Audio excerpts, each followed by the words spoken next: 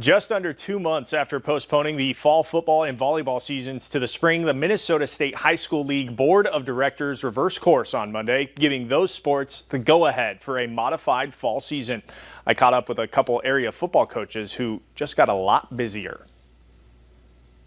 I was so happy for our kids here in Moorhead, but obviously throughout the entire state of Minnesota. By a 15-3 vote, the MSHSL Board of Directors gave the go-ahead for a fall football season after all.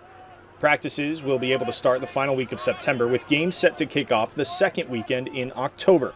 With the shortened time frame, teams will only play 6 regular season games, and there will be a modified postseason, which is set to include a district playoff, but a state tournament seems unlikely. There's been a very general consensus amongst our coaches association on really pushing for a meaningful season. Honestly, these kids need this mentally. A lot of kids keep their grades up to play in sports. A lot of kids, their mental health rides on competing and doing something to burn off energy. Without sports and activities, bad things happen. And I just think it's a real positive thing, and it gives the rest of the sports throughout the year a chance.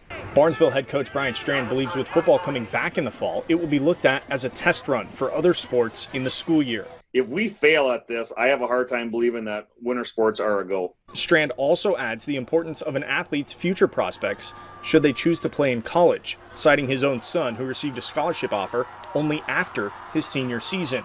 He's been urging his players to be smart, so this fall season can make it easier to push on in the future, a position he isn't alone in. We as coaches say a lot of different slogans to our kids, and you take one day at a time, and it's one game at a time, and you play every play like it's your last play. I'll tell you what, a lot of that is ringing true because we're guaranteed nothing, and you know what, this is the first step. Now, those schedules are still being sorted out for both football and volleyball, and there will be fan restrictions in place for all events.